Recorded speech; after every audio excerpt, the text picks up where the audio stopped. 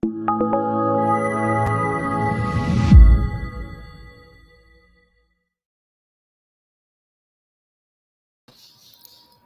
everybody. Good afternoon. Good Wednesday afternoon. I hope everybody's doing very well today. Here's another edition of Mid-City TV. And of course, I have my guest of honor, Carlos Sosa, who is an expert tour guide in Yucatan and the southern part of Mexico.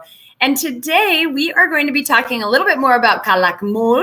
We've talked about this in other videos, but we have a trip coming up that's going to be awesome. It's a photography trip to the bio-reserve of Calakmul. So we're going to talk a little bit about that trip, but I want Carlos to tell us some anecdotes because he has gone there so many times.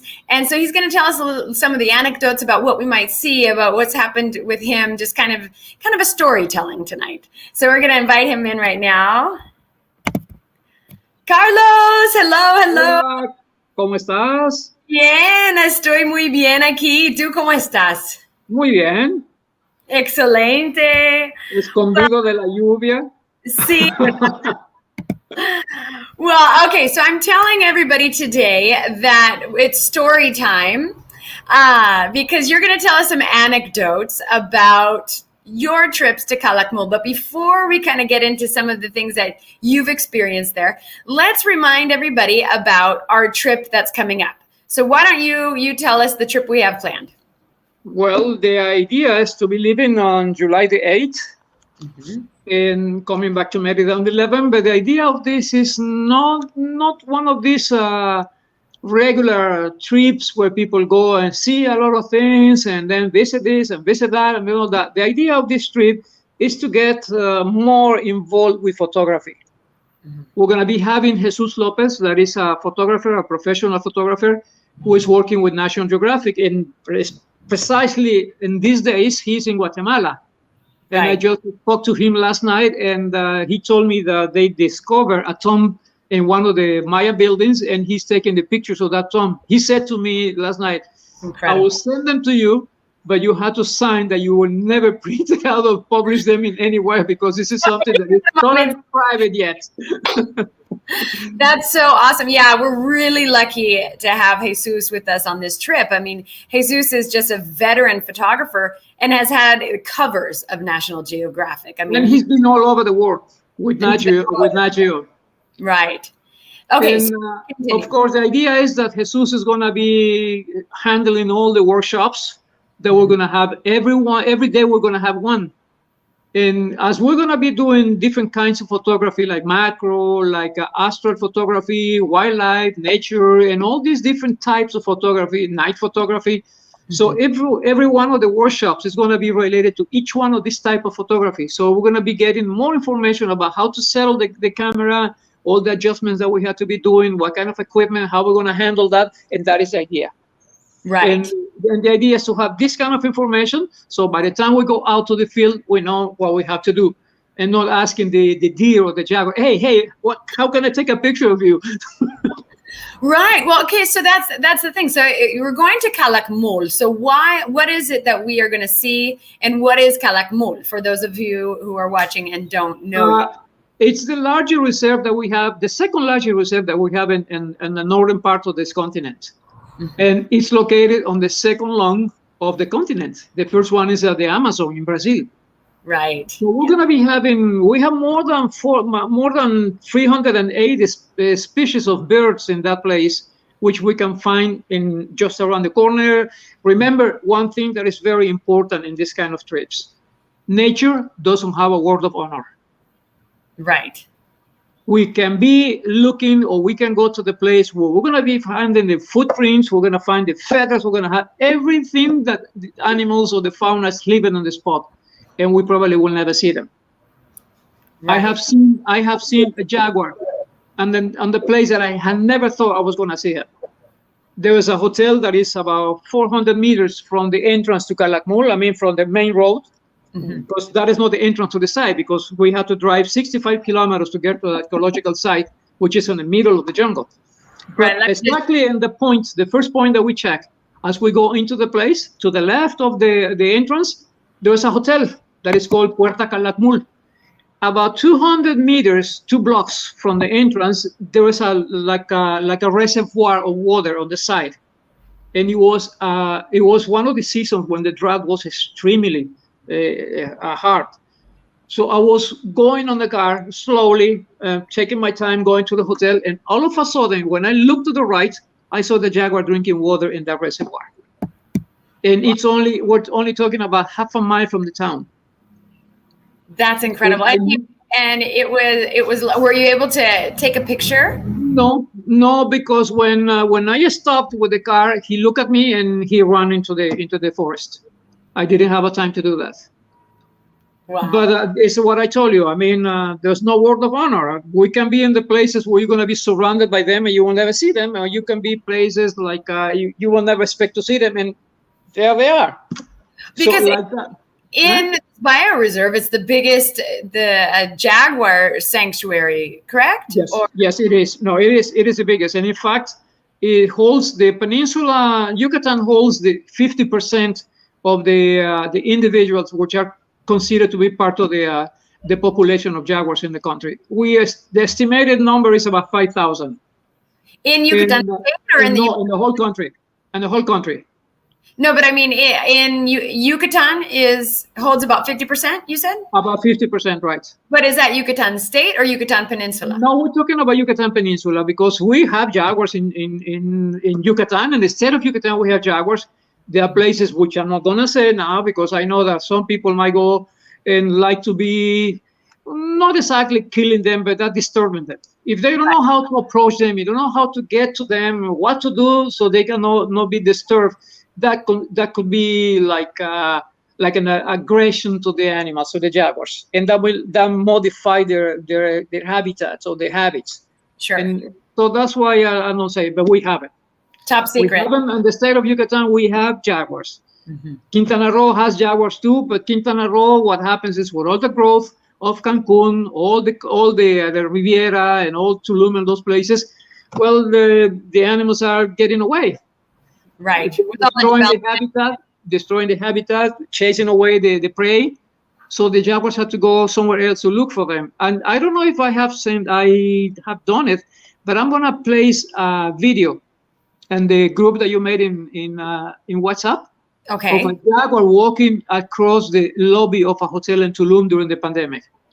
Oh, really? He's just walking across, like taking the time, like say, hey, this is my place. I was here before you came, and now that you're gone, I'm gonna be taking over. Oh, and you can see the jaguar walking through the lobby all the way along from side to side. That's incredible. So in Calakmul, that's Campeche. That's Campeche, right? Right, but there is still in Campeche is one of the largest also reserves of jaguar. There are a lot of jaguars in the reserve of Calakmul, right? Exactly. Mm-hmm. Exactly. And as Campeche, it's even larger in size and in extension than Yucatan. Campeche has, if I'm not wrong, around 51 or 52,000 square kilometers. Oh, okay. Yucatan has only about 45,000 square kilometers, but the population of Campeche is not even 1 million. So there is a lot of land that is virgin, that is wild. So that's why we can find so many, especially on the southern side. And in the reserve of Calakmul, you will see it. I mean, if that happens to be, if we finally can go out with the group to Calakmul, you're going to see it. It's such a beautiful place. I mean, the fauna, the flora, a lot of trees and a lot of birds and all kinds of animals. We're going to be taking walks in the evening on the road that goes goes into the reserve. So that is a time. The best time to be watching them or to be expecting to see them will be a sunrise and a sunset. Right. And of course, animals like birds, we can see them in the morning. During the morning, that's when they are just eating up, getting ready to go out. But we can see them. But the best time to see them will be when it's getting darker, when it's just the sun is rising, and the reason is the midday is kind of hot. Most animals look for shadows, for shelters, for places where there's water, to relax, to wait, to just to take a nap, and finally they will go out. But the place is so rich, and There are so many archaeological sites in that region. And one thing that is incredible, interesting in that region is that is one of the places where the chewing gum was harvested. So there are so many trees of the chewing gum that is called zapote or chico zapote. So we're going to be seeing them. Zapote, is that the same? Isn't there a fruit? There's a fruit called the zapote, right? Yes, and it's delicious. It's one of the most delicious fruits that we can get. You can get it in any marketplace in Merida. It's amazing. But is it from that tree, the chicle tree? From that tree, and that is why there are so many animals around those trees, because they eat them. Yeah, well, yeah, definitely understandable. You can see monkeys, and there are two kinds of monkeys that we can find in Calakmul. We can find the howler monkey and the spider monkey. Both of them. Well, let's go back a little bit to the chicle. Can you tell people the story of the chicle? Sure. The chicle is an activity that has been practiced by Mayans since much before the Spanish came. They used to have the chewing gum. I mean, they made the chewing gum is made out of the sap. The sap is collected, is harvested out of the tree during the rainy season. And the reason is that when the tree has a lot of moisture, a lot of the rain is producing this moisture. That's when the sap is enlarging the amount of it. So this is what the chicleros or the chewing gum pickers, they do. They, with a machete, they climb up the tree. I will send you some pictures so you can post them on the same, or I'll just put them on the I took in one of the places in that region. I spent about 3 weeks doing the survey of for the locations. There was a documentary that was made by a Canadian production company. And I was in charge of all the locations and all the local casting and gathering all the information about this. And in fact, I found about 6 chicleros that were about 90 years old. Oh my gosh. They told me a lot of the stories that they went through when they were working on those places. And in fact, one of them lives in that region of Calakmul, and I'm expecting to have him one evening to be with us at the hotel to talk to him and then ask questions about that so he can tell us more about the chiclero. His name is Epifanio. This man is about 76, 78 years old and is as strong as an oak tree. Oh my God. And because when did Wrigley come in? Because Wrigley came in. It was later. It was on the 20s. It was, okay. So he actually was working with Wrigley? No. Or Wrigley was... I don't think so. Well, probably so. Because if we consider that he's about almost 80 now. Right, that's what I'm thinking. Okay. If we go back, we're talking about 1940s. No, probably not with Wrigley's, but he was in one of the top the top times of the activity. Right. Which is when they were collecting a lot of the chewing gum. During the 40s and 50s, there was an incredible, huge company, business with the chewing gum. Right. And that's what we were working on. They lost it when they started using synthetics, because this is totally natural. Right. When the appearance of synthetics and also the cost of the synthetic that is coming out of oil, from petroleum, from oil, the cost dropped down, so they were making more money, so they stopped buying the natural gum.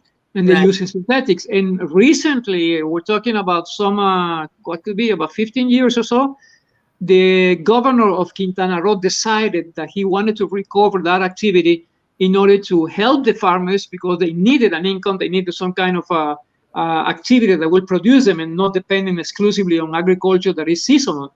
Because that some kind of crops are seasonal during the rainy season. So he hired a man from Jalisco, whose last name is Aldrete. I met him when I was doing the research for the documentary. Mm-hmm. And he gave me so much information and backed me up in a lot of things that I needed to do in those places. He connected me with a community where I spent 3 weeks. It's a community that is lost in the jungle, beautiful place. I didn't want to leave that place. I wanted to become a chiclero. I bet. I took so many pictures of that. Yeah. Did you ever do it though? Did you ever actually climb up? I tried to, but it's not really easy. No, they go up. No, and in fact, and they're going on the side. I have this how do you call them, like a like a spears, steers, no, ¿cómo le llamas a las espuelas? Stirrups. Stirrups, yeah. It's some kind of stirrups, but it's not a stirrups actually. This is something that you attach to your leg, to your low leg, and then it's got like a hook, and you put it. That's how you climb up the tree. And the father of a friend of mine who lives now in Ispujil near the Bosa Chiclero, he just gave it to me. I have him here at home. That's a treasure because they are about 100 years old, and the man is about 90 years old, and he is no longer doing anything. So he said, "I'm not gonna use them, and when I die, I don't know what is gonna be happening with this." And as we are good friends, his son and myself. So he said, "No, you're a good friend of Juan, so this is for you." So he gave it to me, which I really appreciate, and I have it. I have like a frame, and I put them in there. Oh, that's so cool. Yeah, that's definitely an interesting part of the history. Well, we could try to get Epifanio, which is the name of this man. And in fact, Epifanio is one of the supervisors of the guards of the reserve, because it's not a place like the backyard of his house. Right. And the reserve has about 700,000 hectares of extension, what is considered to be the main part of it. And it's bordering Guatemala, because there was a moment that you don't notice it because there was no border line or anything like that, but you're in Guatemala already. So all along the perimeter of the reserve, the CONAMP, which is the Commission of National Protected Areas, which is called CONAMP, those are the ones who rule and organize and protect all these places, all these reserves. They have the biologists have established stations every certain distance, and there are about 5 stations along the perimeter that goes by the Guatemala border. And twice a year, they go in one of these 4-wheel motorbikes. They go through the jungle, and they spend about 10 days. And there are 2 biologists, there are 2 guards that go always, and then sometimes they take a 5th person, but normally there will be 2 biologists and 2 guards. So they go checking all these stations, getting information, doing some kind of research investigation and getting information. And twice I have been invited to go with them. And twice I could not do it. Oh. I was working for Smithsonian, the Smithsonian Institute. Right, yeah. And when Epifanio called me and said, "Listen, in 3 weeks, we're going to go. And I already made a request for a 5th motorbike for you, and all the portion of the food that you need and everything that is needed for you, the fuel and everything that's needed." And it was approved. So you can come with us. So I said, wow, I jumped and I said, this is my time. And about a week before, I got a call from Smithsonian Institute, and I have a contract with them. I could not break it.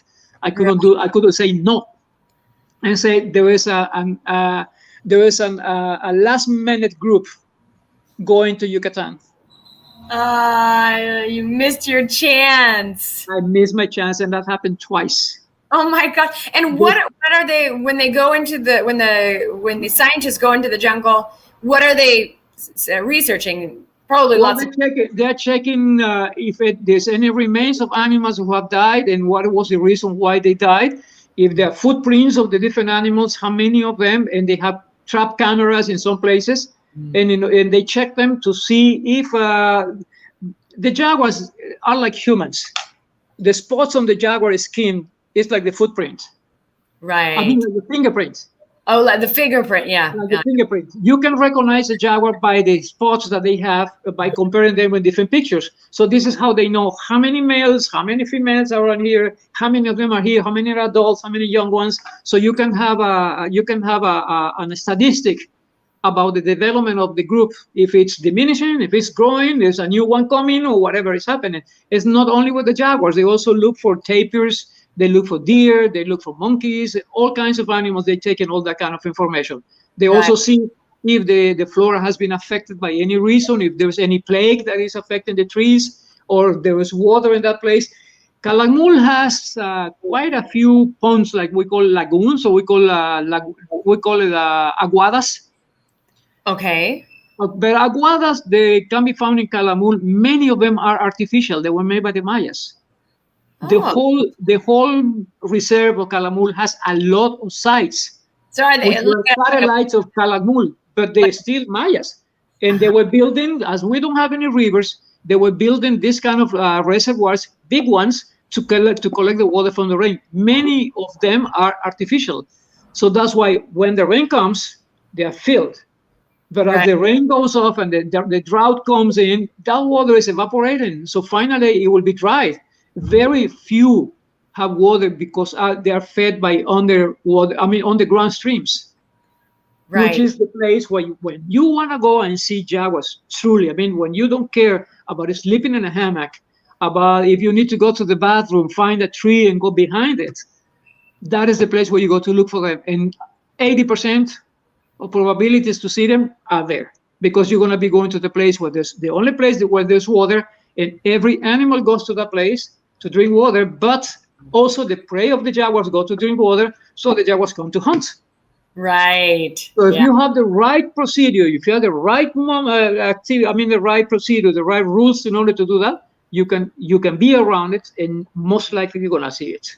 And what would you do? Like if you're going to go to that reserve or the reservoir of water, and you kind of course keep yourself camouflaged, keep a distance.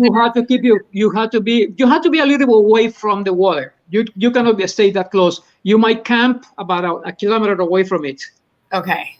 And then you walk to the place. Yeah. So there will be no noises of engines, no noises or no odor of fumes of the car. That the car, you will leave it on the camping spot. Yeah. You cannot use any kind of mosquito repellent. You don't need it on those days because it's a drought, but you might find something. But you cannot use anything. You cannot smoke. Right. You cannot use any kind of suntan lotion or mosquito repellent. And sometimes when it's really needed, you might even get some mud in your clothes, so you can get the smell of the ground instead of your own smell. Right. You have to change your at least your under shirt or your t-shirt. You have to change it every time you go out, so you sweat. It's not going to be that strong or that concentrated on the clothes. Right. Yeah. And you have to sleep in tents, and you will eat there. You will cook there. If you have a chance, you might take a bath, but there's no water to be just. At the reservoir with the animals, you could go take a bath. Exactly, you can take a bath with them. When you get back to the hotel or to the civilization, as we call it, then you can stay in the shower for 3 hours if you want to. Wow, that's incredible. This is something what you can do there. This is something that you can do around the reserve. And of course, we're going to be having Tony, that is a friend of mine that lives in Conjuas. Mm-hmm. He's a tour guide. But he was born in that place, so he knows also the place like his backyard. Right. Hopefully, if Epifanio works 2 weeks and he's off for 2 weeks. Hopefully, we can get him. We might be able to get him for one afternoon, one evening to come along with us. So he has taken me to places. Epifanio, I have gone with him to many. I went to a place that is called the Dorm of the Monkeys. What is that? It's like a we call it like a cañada, which is like a fall or something like that, like a wall. Okay. It has a lot of caves, and that's why they put like the nest. If they don't have that kind of thing, they will build up a nest on the tree. But if they have a chance or they have access to a wall like that has a lot of little caves, because most of it is limestone. Uh-huh. So they'll be going there, and this is where they spend the time. And now we have to be careful with the monkeys. You never stand directly under them. Okay. Why? Because you might get surprises. You might get gifts from them. They can pee on you. They can pull you if you are not really. So it's always in an angle. You have to be like in an angle. The monk is right here, and you should be about 20 meters away from him, and you can see like a 45-degree angle to see them. You never get yourself under them directly. Right. You will never forget that. And believe me, that odor is going to stay in your mind for weeks. Oh, gosh. But that's one of the tips. I mean, we don't have to do that. But this is idea. When we're going to be doing this kind of trip, all this kind of information is going to be given to them. Besides that, we're going to be with them. Right. So we're going to tell them exactly, we're going to be going this way. We have to do this. You don't do that or do this. And that's why we're going to have Tony. We might have Epifanio. we're going to be having people from locals that know exactly the area, and they're going to go with us all the time. Right, right. Well, great. So let's go ahead and wrap things up now, and just to kind of recap for everybody. If you are interested in going on the photography trip to Calakmul, you do not have to be a good photographer. I take pictures. I have a good eye. People like my photos, but I take my picture with my cell phone. So I'm bringing my real camera, which I don't really know how to use, and they're going to teach me how to use it. And so you don't have to be a professional or really good or really know much. You can be pretty amateur and a beginner, and as long as you have a camera and have maybe tripod, we have the list of things, basic things, then you could come and have this great experience. And if you have experience with the camera, even better. You'll probably get even more out of the workshop. But we're going to learn how to take pictures from both. Carlos is a good photographer as well, but also from Jesus, who's the National Geographic photographer. And Carlos is going to be there to tell us all the history and the plants and animals and the whole thing, because he's our expert guide. And it'll be a really enriching 4 days. I mean, really kind of like a once in a lifetime type of a trip. And we might even get to meet Epifanio, who's the chiclero, who is a chiclero. He's the master. He's the master.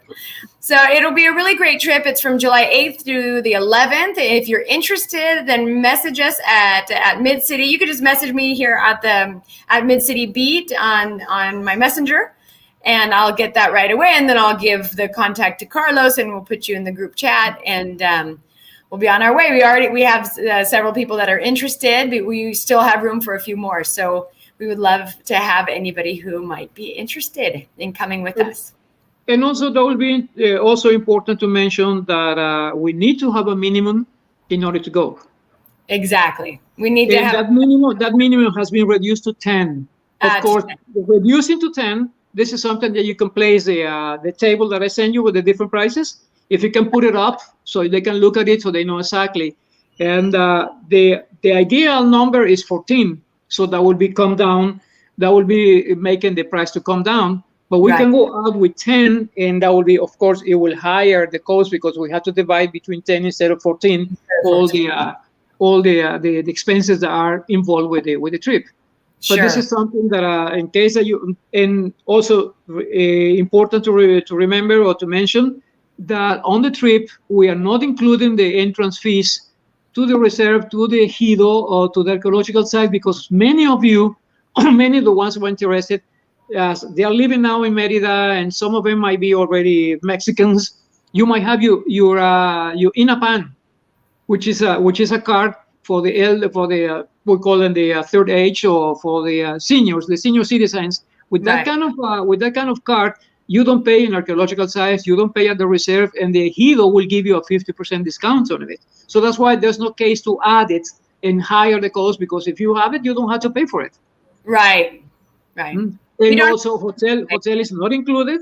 But as you saw, if you have been watching the information that Stephanie put up, you can see that the hotels are really reasonable. And if you share the room with somebody else, it's going to be even better.